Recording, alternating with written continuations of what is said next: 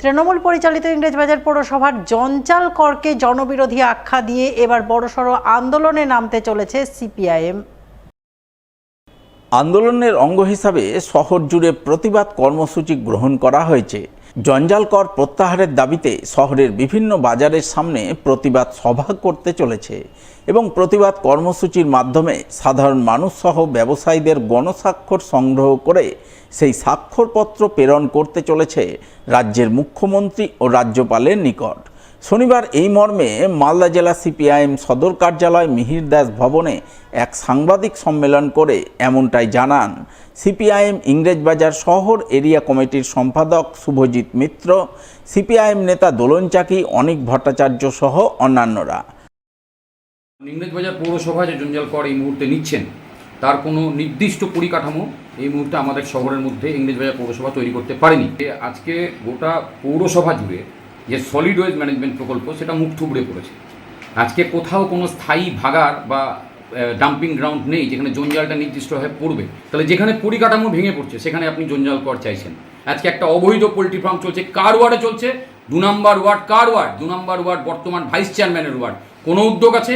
আমাদের যিনি এমএলএ, যিনি পরিযায়ী এমএলএ, একবারও ওখানে ছোঁ মারতে গেছেন, একবারও দেখতে গেছেন? তাদের ক্ষেত্রেও কিন্তু একবারের জন্য এই বিরোধী দলের কাউন্সিলররা কোনো ভূমিকা পালন করছেন না। কোনো বিওসি মিটিংয়ে একবারের জন্য প্রতিবাদ পর্যন্ত করছেন না, যেটা সাধারণ মানুষের কাজে লাগে। আমরা তাই আজকে এই সমস্ত যে বিষয়গুলো আছে এই সমস্ত বিষয় নিয়ে এবং মূলত জঞ্জাল কর ইস্যুতে আগামী দিনে দূষণ দুর্গন্ধর বিরুদ্ধে আমাদের যে অবৈধ পোলট্রি ফার্ম, সেই পোলট্রি ফার্মকে এখান থেকে স্থানান্তরিত করার দাবিতে আমরা আগামী দিনে লড়াইয়ে নামছি। এদিকে সিপিআইএমের এই সাংবাদিক সম্মেলনে সিপিআইএম নেতৃত্বের অভিযোগ নিয়ে শুরু হয়েছে রাজনৈতিক তরজা।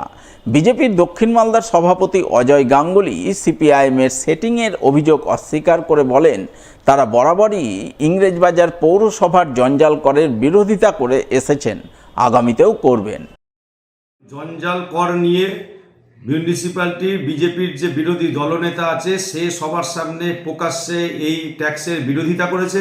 যখন এই ট্যাক্স বাড়ানো নিয়ে আলোচনা হয়েছে বিওসিতে, তখন আমাদের 3 জন যে কাউন্সিলর ছিল তারা বেরিয়ে এসছে।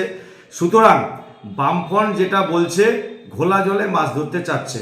আমরা যারা ভারতীয় জনতা পার্টির কর্মী, সমর্থক, কার্যকর্তা, শুভানুধ্যায়ী আছে তাদের সবাইকে বলা আছে যে কোনো রকম জঞ্জাল কর ট্যাক্স দেওয়া যাবে না। যদিও তৃণমূল পরিচালিত ইংরেজবাজার পৌরসভার চেয়ারম্যান কৃষ্ণেন্দু চৌধুরী জানিয়েছেন সিপিআইএম মিথ্যা কথা বলছে, জঞ্জাল কর নয়, জঞ্জাল সাফাই সার্ভিস চার্জ নেওয়া হচ্ছে, যা করছেন ভারত সরকারের এক নির্দেশনামা অনুযায়ী। পড়াশোনা জানে না বলে আজকে জিরো হয়ে গেছে। জঞ্জাল ট্যাক্স নয়, এটা জঞ্জাল সার্ভিস চার্জ। তাহলে সার্ভিসের স্বচ্ছ ভারত মিশন আরবান 20 স্বচ্ছ ভারত মিশন কার? দিল্লি। তারা আমাদেরকে নির্দেশ দিয়েছে, এই যে গেজেট করেছে এটা দেখবেন হিন্দি আর ইংরেজি দুটোই দিয়েছে। তার মানে কি সেন্ট্রাল গভর্নমেন্টের তারা বলেছে 1357 তাদের বলেছে যে কি কি করতে হবে বিধান, এন্টারটাই বলেছে সম্পূর্ণ।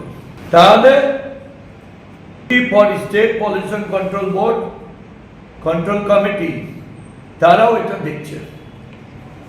এবার এটা অটোমেটিক আমাদের কাছে পাঠিয়েছে, আমাদেরকে রুলস ফ্রেম করতে বলেছে।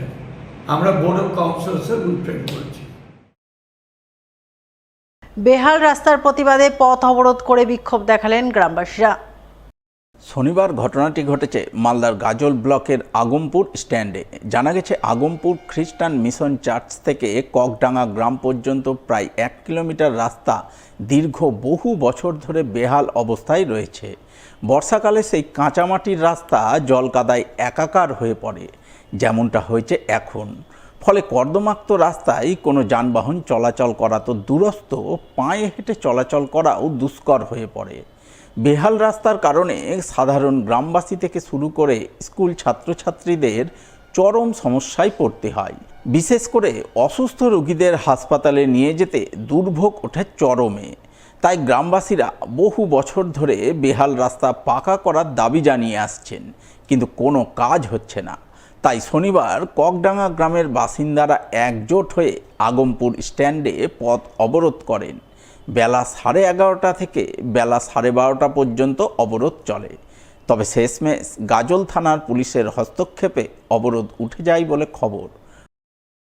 আমাদের এখানে বহুদিনের সমস্যা, রাস্তার সমস্যা, যেটা হচ্ছে আমরা বর্ষার সময় হলে মানে হাটে চলাটাও অসুবিধা, গাড়ি তো দূরের কথা, ওই স্কুলে যাওয়ার যে আমাদের ছাত্র আছে ওরাও ঠিক মতো হেঁটে যেতে পারছে না। পঞ্চায়েত অফিসে করা হয়েছে, ব্লকে করা হয়েছে, কোনো কিছুই হয়নি। প্রতিশ্রুতি দিয়েছে যে হবে হবে হবে করে আজ পর্যন্ত এখনো হচ্ছে হবেই। তো দেখি আশ্বাস দিল, দেখতে গেল, বলছে যে আমরা দেখছি।